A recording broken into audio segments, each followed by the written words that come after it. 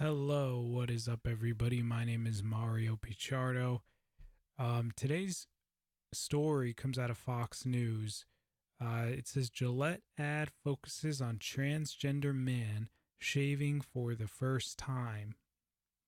Now, this story comes on the heels of another ad that was released by Gillette. The original ad being the campaign of letting men become better men. But really what it ended up being was an ad about social justice, an ad about men being toxic. For example, there's a scene where this man is on the street. He's on the street. He's like leaving a place. He sees this beautiful woman walk by, and he looks at her and he's like, "Wow, she's like beautiful. I should go talk to her." And then this other man who just happens to be African American kind of walks by, holds him back, and he's like, "Whoa, man." He's like, "Not cool, not cool. You looked at that woman, you found her attractive, and now you want to talk to her. Not cool." And then there's this other scene where there's a bunch of dads at the grill, and they're kind of flipping their burgers and stuff like that. And it kind of the whole point of this ad is to kind of say that men need to be better champions towards in helping women, in discouraging raising their own children to really foster masculine traits like aggressiveness or assertiveness, and promoting this kind of raising little boys to be just like little girls. And so there's a part of this movement that is I'll put it this way. A lot of people, once they saw the ad, completely bombed the Gillette the Gillette ad, because they were saying, well, listen, there's nothing wrong with being a man. You know, we need to build men up instead of trying to tear them down and saying it's wrong to be a man. It's wrong to you know, do work on manly things, try to be strong, try to be aggressive. And they try to teach men that no, no, no, no, no. If you want to be a man, if you want to be strong, you have to actually be weak, be really weak, be subservient to women and to other kinds of groups, because you can't really engage in anything. And I talked about this when I was talking about MGTOW, when I was talking about male and female dynamics in earlier parts of earlier videos that I put up.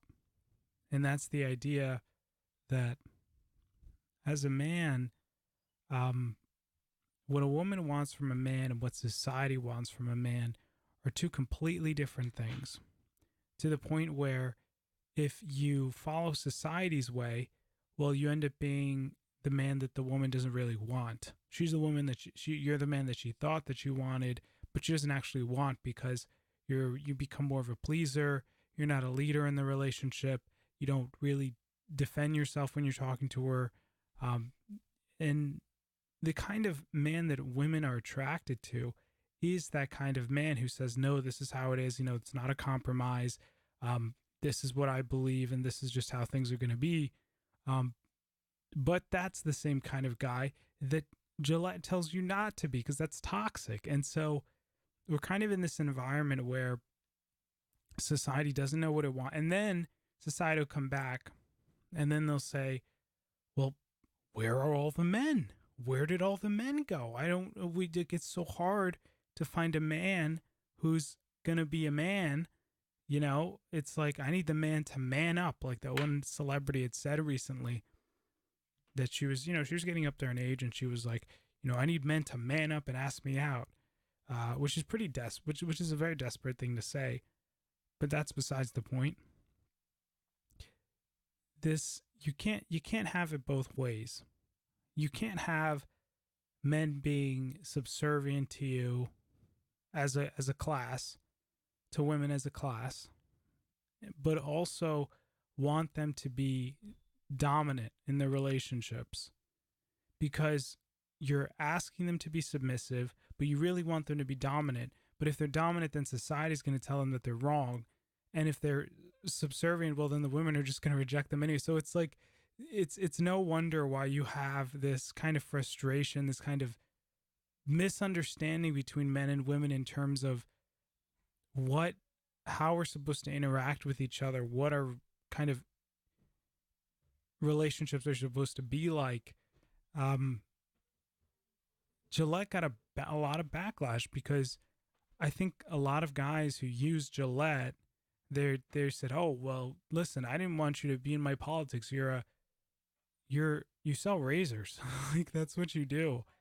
And I really feel bad for a lot of these companies because I think that for them, they're looking at the political landscape, or really the social media landscape, and because there's been so much censorship around conservatives, a lot of what they're seeing is this kind of false idea that the majority of Americans, for example, really believe in social justice, or they really believe in these left-leaning ideologies.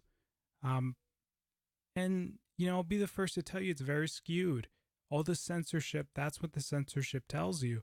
Hey, well, you're not really getting a true representation of what the people think, because all you're seeing is a kind of echo chamber, especially on Twitter.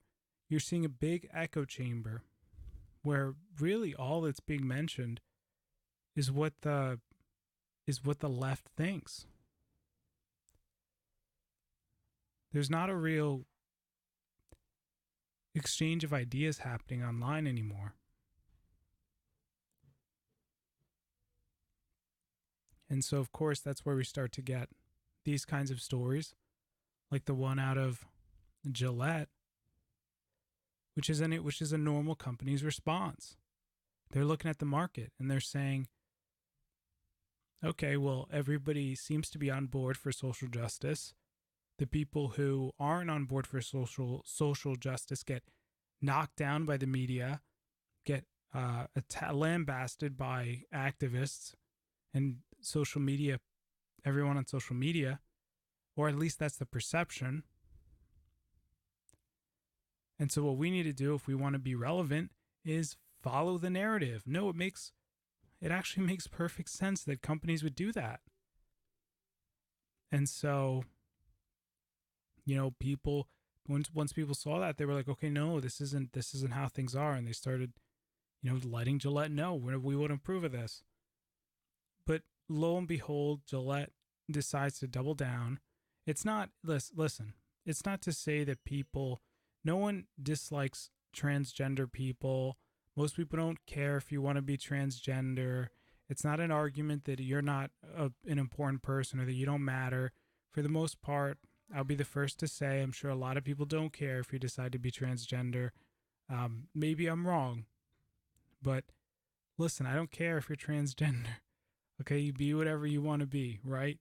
But the issue, and so that's kind of where it gets framed, and that's how the media frames it, and that's how these activists frame it, is that, oh, you're gonna treat people this way, you must hate trans people, you're transphobic because you're not going to support Joe Schmo's desire to be,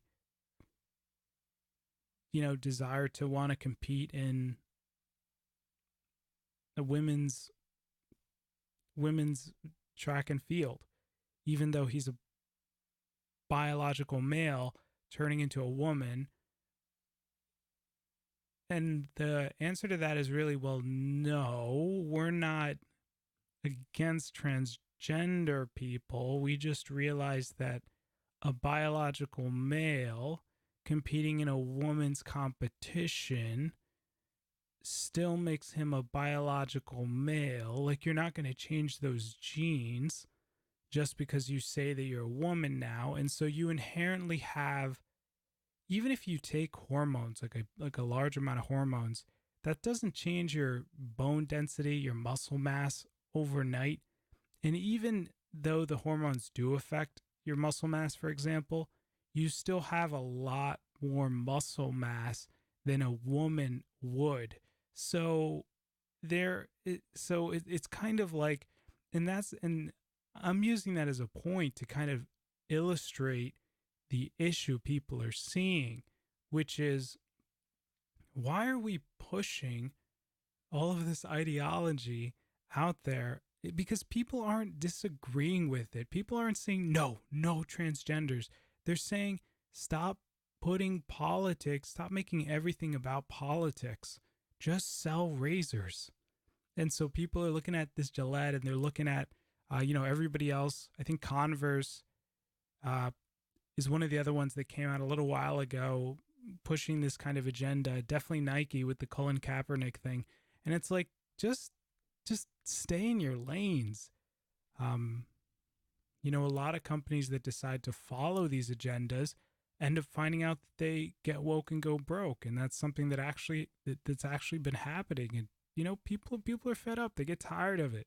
Look at how Battlefield 5 sold. It got destroyed because the CEO came out and said, "Oh, you don't want women in our games? Then we're gonna then don't buy our games." And people saw that and they said, "Oh, really? Okay, fine. We won't buy your game." And the game tanked, and the EA's shares dropped dramatically because of that. But they missed the whole point, because everyone, then the media picked it up. All these pundits, everybody picked it up, and they were saying, "Oh, these people hate women in games and stuff like that." And no one was saying that. That was never no one cares about women in games. Women have been in video games forever. It didn't have anything to do with that. It had everything to do. And see, that's all this like false reporting, all this like fake news that you're getting from really these media sources that all have their own agendas. But the reason people were upset about Battlefield 5 was not because there were women in the game. It's that the game purported to be historically accurate, and so they started cherry picking things and started putting a British woman with a machine, with a prosthetic arm that she was using to fight on the front of the battlefield. That was, and the people were arguing that, okay, while there were some women in who were in the fight, that's not what they're arguing. They're arguing the disproportionate representation of people who actually weren't in the fight. There were no. He's like, it's pretty sure there were no prosthetic British women on the front lines of World War. And so it's like, that's what people are saying. They're not saying that they have no problem. Look, there's so many games that came out that were so successful with female leads. No one has a problem with it. It's when you force politics into every single medium that forces companies to get woke and go broke. And that's all that's happened. That's kind of that. And that's the frustration people are having with Gillette is that they're doing the same thing. And so people are not looking at this Gillette ad and saying, "Oh, that's nice that there's a transgender person on the front." Listen, I guarantee you, most people do not care if you're transgender, if you're blue, if you're purple. They don't care. They care about you injecting politics into things that don't need politics injected into them. Listen, if you take testosterone, yeah, you'll probably grow facial hair. You're gonna need to use a razor. We get it. Okay? No one's mad that transgender people are using Gillette. But the message that Gillette is trying to send to the people is that this is what is right in a place that where people have been hammered over the head about what they should or should not believe, and the people are getting tired of it. They want to make their own decisions. They want to be able to kind of decide for themselves what they believe, and they don't want their companies that sell them razor products to force politics down their throat. They're already getting it from everywhere else. That's why people are upset. So, so Gillette decided to double down on this. It's funny. I was looking at their YouTube channel, and I couldn't find the link to the video on there for this ad. Strangely enough, I had to actually go to Fox News to find it. Now there are other news sources you could go to see it, but I had to go to Fox News for some reason, and I don't know, maybe they didn't decide to post it on their YouTube channel, because I feel like if they would have posted it and then taken it down, I probably would have seen that stories about them taking it down. So I don't know if they just sent it out to, I don't know. I don't know how they decided to distribute it, but it's weird that it's not on their YouTube channel. And I say that because I would have loved to have seen the comments, because the comments on the last video were just tremendous about people just like tearing Gillette apart for getting so political over stuff. But yeah, I mean, so that's all I really have for this one, guys. If you guys liked the video, be sure to hit the like button. If you loved it, hit the subscribe button, hit the bell icon, and comment down below. It helps us with YouTube's algorithms. So yeah, if you guys like that, cool. Then I'll put up another one coming up pretty soon, and I'll see you guys in the next one. Peace.